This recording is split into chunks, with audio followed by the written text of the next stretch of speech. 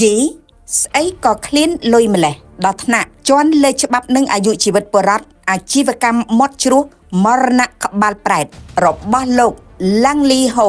កំពុងវិលុកស្រុកកណ្ដាលស្ទឹងគណៈមន្ត្រីជំនាញនិងអាជ្ញាធរខេត្តកណ្ដាល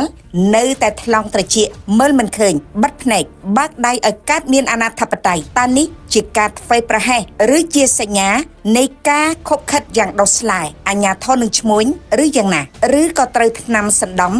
USD ដេកឌុកអស់ហើយ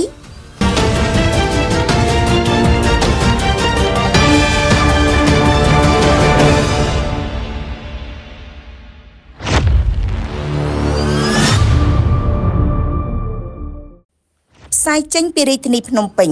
សំឡេងយំខ្សឹបខ្សួលពីមហាជននៅតំបន់នោះព្រមទាំងពលរដ្ឋជាច្រើនបាននិយាយតៗគ្នាពីបាតរណ្ដៅដីខេត្តកណ្ដាលដែលជាតំបន់ក្បែរក្រុងត្រូវបានគេចាត់ទុកជាបង្គោលសេដ្ឋកិច្ចមួយដ៏សំខាន់សម្រាប់ការផ្គត់ផ្គង់វត្ថុធាតុដើមសំណង់ប៉ុន្តែនៅពីក្រោយការអភិវឌ្ឍនេះកំពុងលាក់បាំងនូវទិដ្ឋភាពដ៏ឈឺចាប់ធំមួយដែលកើតចេញពីភាពលោភលន់និងភាពអនាធិបតេយ្យដោះស្លែរបស់ឈ្មួញដីមួយចំនួនជាក់ស្ដែង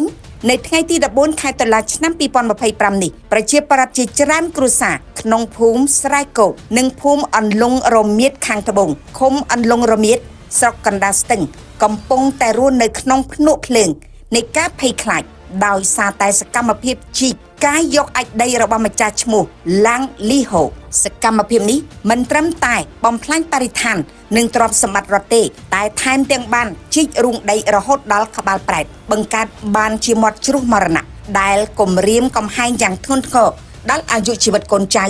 និងសត្វពាហនៈបរិវត្តនៅតំបន់នោះភាពអសកម្មរបស់អាជ្ញាធរនិងការបំពានច្បាប់យ៉ាងកក្លិនរបស់លោកឡាំងលីហូដើម្បីទាមទារនៅដំណោះស្រាយយុត្តិធម៌និងការទទួលខុសត្រូវខ្ពស់បំផុតជូនដល់ពលរដ្ឋស្លូតត្រង់យុទ្ធសាស្ត្ររំលោភច្បាប់និងភាពស្ងាត់ជ្រងំរបស់ស្ថាប័នរដ្ឋ1ការបំពានច្បាប់ដ៏កក្លិនរបស់លោកឡាំងលីហូលោកឡាំងលីហូដែលមានអាសយដ្ឋាននៅខេត្តកំពង់ស្ពឺប៉ុន្តែបានមកលុកលុយធ្វើអាជីវកម្មនៅខេត្តកណ្ដាលត្រូវបានចោទប្រកាន់ថាបានប្រើប្រាស់ឥទ្ធិពលនិងដើមទុនរបស់ខ្លួនដើម្បីដាក់គ្រឿងចាក់ជីកកាយយកអាចដីដោយមិនគោរពតាមបទដ្ឋានបច្ចេកទេសឡើយយោងតាមកំណត់ត្រាពីមុនរណ្ដៅរបស់លោកធ្លាប់ត្រូវបានរកឃើញថាជីកជ្រៅដល់ទៅជាង8ម៉ែត្រនិងហួសសុពលភាពអាជ្ញាធររួចទៅហើយការបន្តជីករូងកាន់តែជ្រៅនៅក្នុងពេលបច្ចុប្បន្នរហូតដល់ពលរដ្ឋហៅថាក្បាលប្រែតគឺបញ្ជាក់យ៉ាងច្បាស់អំពីចេតនានៃការរំលោភបំពានច្បាប់និងមើលងាយចំពោះសេចក្តីណែនាំរបស់ក្រសួងរ៉ែនិងធម្មពលលើពីនេះផលប៉ះពាល់នៃការដឹកជញ្ជូនរាប់ពាន់រាប់ម៉ឺនជើងដោយរថយន្តបែនធំមិនត្រឹមតែបំផ្លាញផ្លូវលំនៅក្នុងអន្លង់រមៀតនិងផ្លូវសាធារណៈរបស់រដ្ឋប៉ុណ្ណោះទេថែមទាំងបង្កជាធូលីដីហុយទ្រលំរាល់ថ្ងៃប៉ះពាល់យ៉ាងធ្ងន់ធ្ងរដល់សុខភាពផ្លូវដង្ហើមរបស់ពលរដ្ឋភាពព្រៃផ្សៃនេះបានបន្តរហូតដល់ដឹកយកដីទាំងនោះទៅចាក់លុបចំណីស្ទឹងនៅឯខេត្តកំពង់ស្ពឺថែមទៀតផងដែលជាការបំផ្លាញធនធានធម្មជាតិនិងហេដ្ឋារចនាសម្ព័ន្ធផ្លូវជាតិលេខ3យ៉ាងជាក់ស្ដែង2អាជ្ញាធរមូលដ្ឋាននិងមន្ទីរជំនាញបិទភ្នែកនិងភាពស្ងាត់ជ្រងំគួរឲ្យសង្ស័យយ៉ាងខ្លាំងរបស់ពលរដ្ឋបញ្ហាស្នូលដែលធ្វើឲ្យអាជីវកម្មរបស់លោកឡាំងលីហូអាចដំណើរការបានយ៉ាងរលូនរាប់ខែរាប់ឆ្នាំនេះគឺការអសកម្មរបស់អាជ្ញាធរស្រុកកណ្ដាលស្ទឹងនិងភាពស្ងាត់ជ្រងំរបស់មន្ទីររ៉ែនិងធម្មពលខេត្តកណ្ដាលមហាជនបានដាក់សំណួរដ៏ចាក់ដោតមកកាន់អង្គភាពមានការផ្សាយចេញដឹងឮដល់ថ្នាក់ដឹកនាំតើគេអាចជីករណ្ដៅដ៏ធំមួយរហូតដល់ក្បាលប្រែត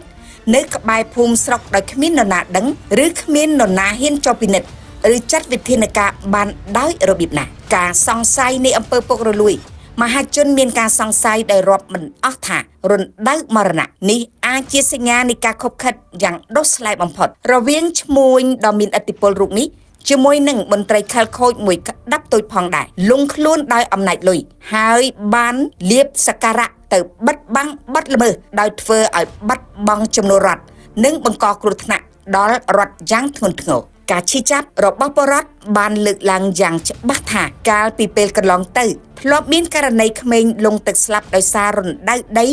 នៅស្រុកកណ្ដាលស្ទឹងនេះរួចមកហើយប៉ុន្តែទោះជាមានការដេកទុកព្រួយឥតលហែរាល់ថ្ងៃដល់អាយុជីវិតរស់នៅប្រចាំថ្ងៃក៏មន្ទីរជំនាញនិងអាជ្ញាធរហាក់មិនអើពើគឺនៅតែបន្តបណ្តែតបណ្តោយឲ្យមានរណ្ដៅគ្រោះថ្នាក់ថ្មីទៀតគូរំលឹកផងដែរថាការអំពាវនាវនិងការទាមទារនៅវិធានការដាច់ណាត់សកម្មភាពអាជីវកម្មរបស់លោកឡាំងលីហូនៅពេលនេះគឺហួសពីកម្រិតនៃការអធ្យាស្រ័យហើយទាមទារនៅវិធានការដាច់ណាត់បំផុតពីថ្នាក់ដឹកនាំកម្ពុជាយើងខ្ញុំសូមធ្វើការអំពាវនាវនិងទាមទារជាយុត្តិធម៌ក្នុងនាមសំលេងបរដ្ឋដែលរងគ្រោះទៅកាន់ឯកឧត្តមគួចចម្រើនអភិបាលនៃគណៈអភិបាលខេត្តកណ្ដាលឯកឧត្តមកែវរតនៈរដ្ឋមន្ត្រីក្រសួងរាយនិងធម្មពលសូមមេត្តាគិតឲ្យវែងឆ្ងាយដល់អាយុជីវិតប្រជាពលរដ្ឋហើយកុំបណ្ដោយឲ្យមន្ត្រីក្រោមអូវ៉ាត់មួយចំនួនបន្តធ្វើសកម្មភាពដ៏អសកម្មនេះតទៅទៀតត្រូវបិទអាជីវកម្មល្មើសច្បាប់និងវែកមុខជនខុបខិតដើម្បីស្ដារសណ្ដាប់ធ្នាប់យុត្តិធម៌សង្គមនិងសុវត្ថិភាពដល់ពលរដ្ឋថ្នាក់ដឹកនាំត្រូវចេញបញ្ជាផ្អាកបិទអាជីវកម្មរបស់លោកឡាំងលីហូជាបន្ទាន់និងមិនអាចលើកលែងបានឡើយដាក់ពិន័យជាប្រាក់ទៅលើបុគ្គលនេះឲ្យបានយ៉ាងធ្ងន់ធ្ងរបំផុតតាមក្រឹតក្រមច្បាប់រ៉ែនិងតម្រូវឲ្យគាត់ទទួលខុសត្រូវរៀបចំស្ដារនិងធ្វើរបងព័ទ្ធជុំវិញរណ្ដៅមរណៈនោះឲ្យបានត្រឹមត្រូវដើម្បីការពារអាយុជីវិតរបស់ពលរដ្ឋរាប់ម៉ឺននៅតំបន់នោះជាពិសេសនោះចាប់តាំងពីក្រុមការងារពិសេសស៊ើបអង្កេតផ្ទៃក្នុងទៅលើភាពអសកម្មរបស់អាជ្ញាធរស្រុកនិងមន្ទីរជំនាញពាក់ព័ន្ធដើម្បីវែកមុខនិងដាក់ទណ្ឌកម្មទៅលើមន្ត្រីខិលខូចណាដែលបានខົບខិតឬបណ្តែតបណ្តោយឲ្យអាជីវកម្មមាត់ជ្រោះមរណៈក្បាលប្រែតកាត់ឡើង